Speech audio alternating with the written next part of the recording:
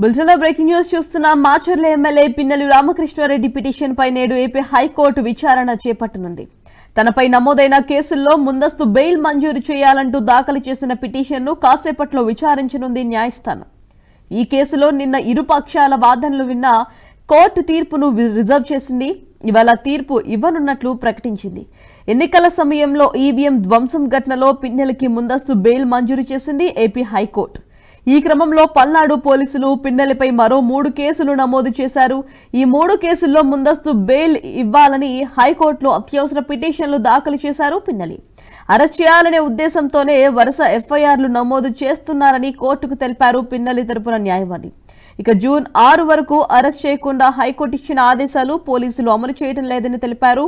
ఇరుపక్షాల వాదనలు విన్న కోర్టు తీర్పును ఇవాల్టికి రిజర్వ్ చేసింది. ఇక ఇదే అంశానికి సంబంధించి మరింత సమాచారం ఎగ్జిక్యూటివ్ ఎడిటర్ శివప్రసాద్ మరింత సమాచారం అందిస్తారు. రైట్ సార్, చెప్పండి. మాచర్ల ఎమ్మెల్యే పిన్నెల్లి రామకృష్ణారెడ్డి పిటిషన్ పై నేడు హైకోర్టు విచారణ చేపట్టనున్నట్టుగా తెలుస్తుంది. మరి దానికి సంబంధించిన అప్డేట్స్ ఏంటి?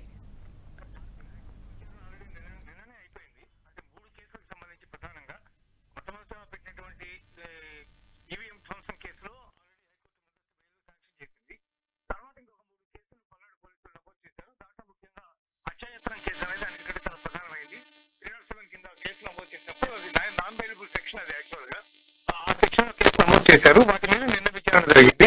దాని మీద ఇవాళ తీర్పు రిజర్వ్ చేసింది. బహుశా ఇవాళ మధ్యాహ్నం దాని తాలూకు తీర్పు వెలువరించే అవకాశం ఉంది. అంటే కేవలం తనని అరెస్ట్ చేయడం కోసమే ఈ రకమైనటువంటి వంద కేసులు పెడుతున్నారు అని చెప్పి పిన్నెల్లి రామకృష్ణారెడ్డి తరఫు లాయర్లు వాదించారు. కానీ కోర్టు ఏ మేరకు దాన్ని పరిగణలోకి తీసుకుంటుంది, ఏం చేస్తుంది అనేది ఇంకా తెలియదు ఇప్పటి వరకు. కానీ ఇప్పటి వరకు ఉన్నటువంటి సమాచారం ప్రకారం అయితే 307 కేసులో బెయిల్ రావడం అనేది కష్టసాధ్యమైనటువంటి విషయం. హత్యాయత్నం కేసులో మరి కోర్టు ఎట్లాంటి నిర్ణయం తీసుకుంటుంది, ఏమవుతుంది అనేది మరి కాసేపట్లో తెలిసే అవకాశం ఉంది. భారతి రైట్ సార్, ఇప్పటి వరకు దీనిపై పిన్నెల్లి ఏమైనా స్పందించారు? అసలు అలా చేయడానికి గల కారణాలు ఏమైనా ఆయన చెప్పారా? లేదా ఎన్ని సంవత్సరాలు, ఈ 10 సంవత్సరాలు ఏదైతే వైసీపీ ప్రభుత్వ అధికారంలో ఉందో ఈ 10 సంవత్సరాలు కూడా వాళ్ళ వైఖరి అంతా కూడా వాళ్ళు అటెండ్ చేస్తూ వాళ్ళు కంటిన్యూ అయ్యారు. ఇప్పటి వరకు కూడా అక్కడ ఉన్నటువంటి జనం అంతా భయంగా బతుకుతున్నటువంటి పరిస్థితి. ఎగ్నిస్ట్ ఏదైనా ఒక మాట మాట్లాడితే బతుకుతామో చస్తామో తెలియనటువంటి పరిస్థితులు అక్కడ రాజ్యాంగం అక్కడ అమలవుతున్నటువంటి పరిస్థితి ఉంది అక్కడ.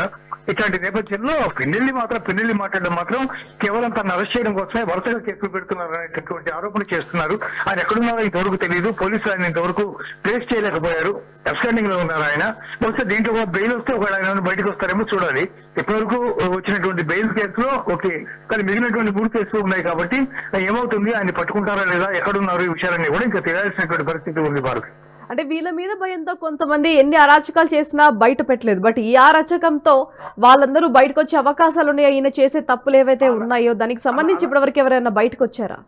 అలా రాబట్టే ఇప్పుడు 3 కేసులు నమోదైనాయి. అలా కాని పక్షంలో ఆ 3 కేసులు కూడా నమోదయ్యేవి కాదు.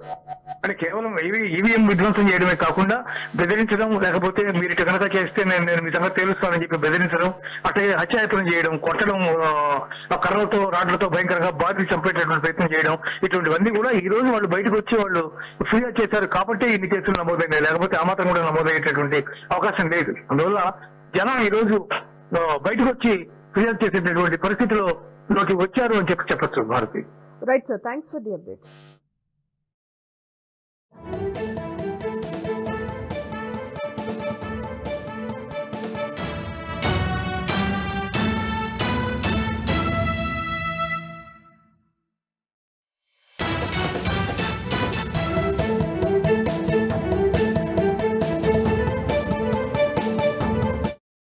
ఈ వీడియో మీకు నచ్చినట్టయితే లైక్ చేయండి, 10 మందికి షేర్ చేయండి. అలాగే కామెంట్ల రూపంలో మీ అభిప్రాయాలను మాతో పంచుకోండి. Nationalist hub group of channels ను సబ్స్క్రైబ్ చేసుకుని తెలుగునాట జాతీయవాద జర్నలిజాన్ని ప్రోత్సహించండి. ఈ వీడియో కింద ఉన్న బెల్ ఐకాన్ పై క్లిక్ చేయడం మర్చిపోవద్దు.